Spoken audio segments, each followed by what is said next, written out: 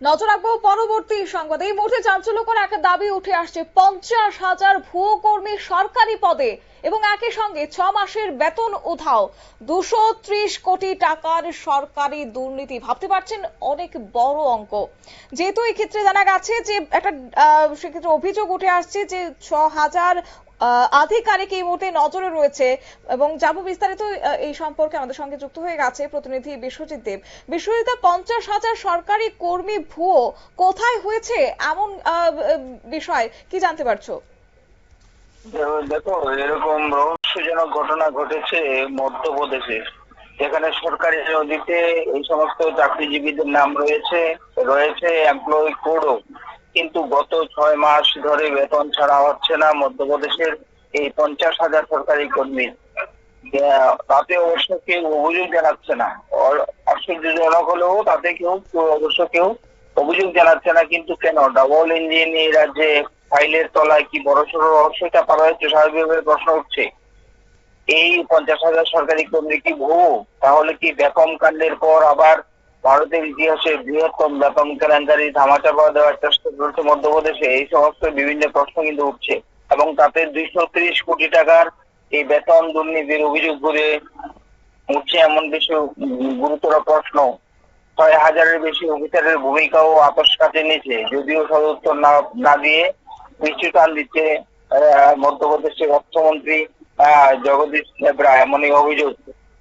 রাজ্যের মোট সরকারি কর্মী রাজ্যের মোট সরকারি কর্মীর 9% এই 50,000 জন।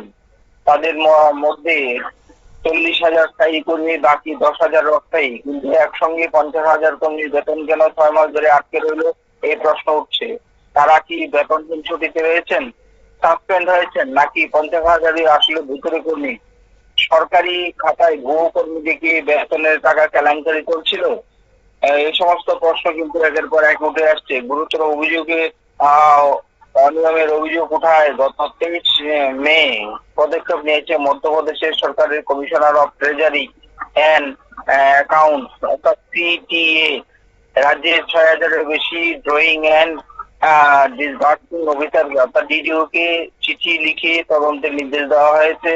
সেই চিঠিতে স্বীকার করা হয়েছে 2024 সালের ডিসেম্বর মাস থেকে ওই কর্মীদের অর্থাৎ ওই 50,000 কর্মীদের বেতন বরাদ্দ হয়নি। হ্যাঁ, এমপ্লয়ি কোড থাকলেও তাদের ভেরিফিকেশন অসম্পূর্ণ। এমন নয় যে ওই কর্মীরা সরকারি চাকরি ছেড়ে দিয়েছেন, কারণ চাকরি ছাড়ার জন্য প্রয়োজনীয় প্রক্রিয়া হয়নি।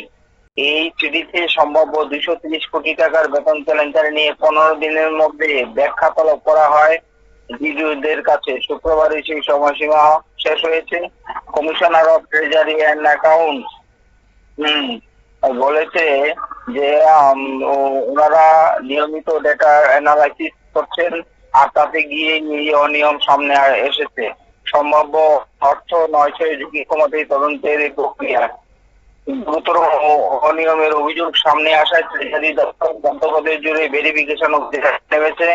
এই অবস্থায় অর্থ দপ্তরের এক প্রবীণ আধিকারিকের বক্তব্য হচ্ছে, চাকরি ছাড়ার প্রক্রিয়া ছাড়াই টানা কেউ যদি 6 মাস বেতন নিয়ে থাকেন, তাহলে অবশ্যই কোনো গরমিল রয়েছে।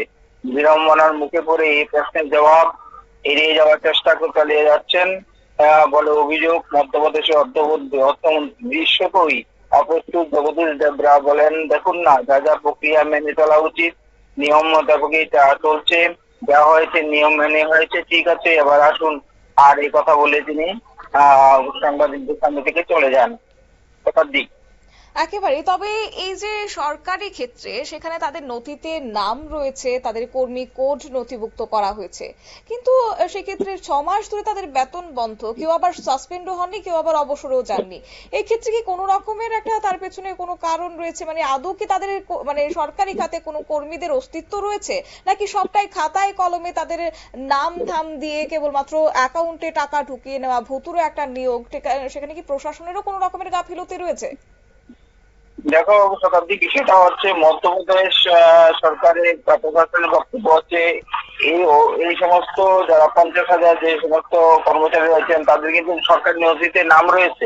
এমনকি এমপ্লয়ি কোডও রয়ে গেছে, কিন্তু তারপরেও কিন্তু গত 6 মাস ধরে তাদের বেতন ছাড়া হচ্ছে না।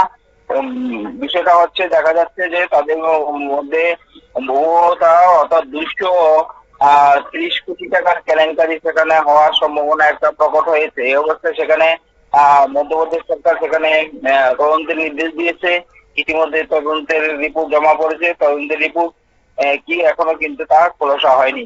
শতাব্দী। ধন্যবাদ। অর্থাৎ ভাবতে পারছেন যে মধ্যপ্রদেশের সরকারি খাতে যেখানে কর্মীদের নামও রয়েছে, কর্মীদের কোড নথিভুক্ত রয়েছে, কিন্তু তারপরে তাদের অস্তিত্ব নেই, ভুতুড়ে নিয়োগ করা হয়েছে, সবটাই কিন্তু কেবলমাত্র খাতায় কলমে কিংবা অ্যাকাউন্টে টাকা ঢোকানোর একটা প্রয়াস। তবে প্রশাসনের গাফিলতি কিন্তু এই মুহূর্তে এড়িয়ে যাওয়া যাচ্ছে না।